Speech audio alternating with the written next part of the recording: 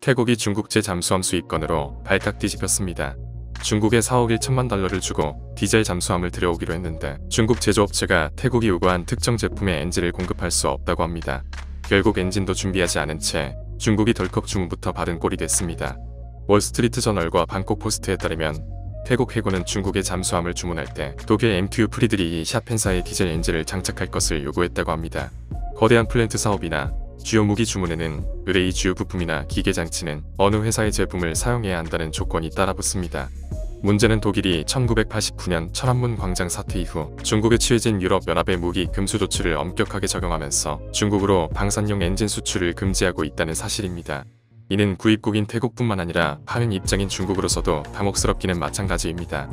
4억 1천만 달러 규모의 이 거래는 중국에게는 두 가지의 큰 의미가 있습니다.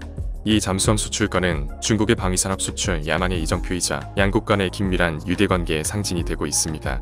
또 중국은 이번 판매를 트랙 레코드 삼아 파키스탄에도 8척의 잠수함을 수십억 달러에 판매한다는 계획인데 이 거래에는 독일 엔진이 필요한지 여부는 밝히지 않았습니다.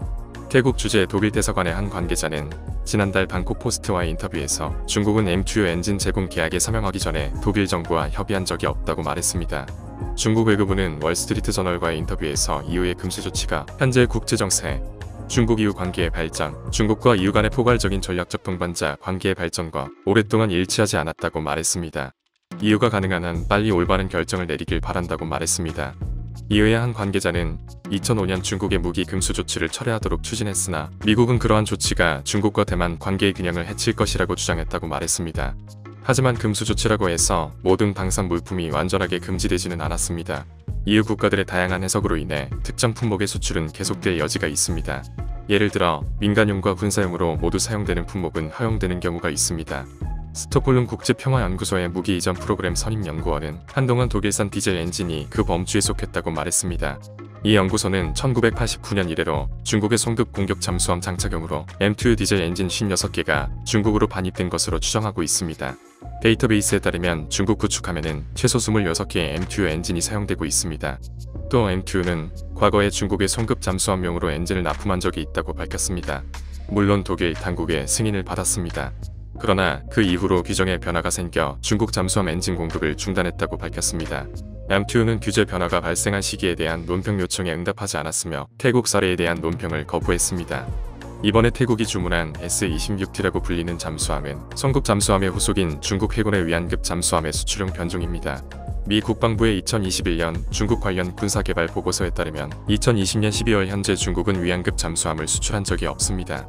태국 해군 대변인은 중국이 태국의 엔진 요구 사항을 준수할 수 없기 때문에 태국 해군의 요구에 맞게끔 거래 조건을 수정해야 한다고 말했습니다. 그는 양측이 협상 중이고 중국이 다른 엔진을 제안했지만 합의에 이르지 못했다고 말하며 결과적으로 잠수함의 인도가 지연될 수 있다고 덧붙였습니다. 방산 계약에 대한 협상은 공개적으로 진행되는 경우가 거의 없지만 지난달 방콕 포스트가 중국이 제3국에 판매하기 위해 잠수함에 독일 엔진을 사용할 것이라고 한 데 대해 독일 정부가 반대했다는 기사를 게재한 후 엔진 문제가 표면에 드러나게 됐습니다. 독일 국방부 차관은 엔진의 최종 목적지가 아니라 중국의 방위산업에 먼저 가는 것이 문제라고 답변했습니다. 이 거래는 이미 태국에서 전국적인 논쟁거리로 떠올랐습니다. 당국은 원래 거의 11억 달러의 3척의 잠수함을 구입할 계획이었지만 논쟁이 커지면서 2척의 구입을 연기했습니다. 싱가포르 국제문제연구원은 구매자들은 중국 업체가 입찰하면 이러한 위험사항을 고려해야 할 수도 있다며 서방세계가 중국의 다양한 금수 조치를 취하면 베이징은 잠재적인 해외 무기 판매처를 잃을 수 있다고 밝혔습니다. 이상 업데이트부였습니다.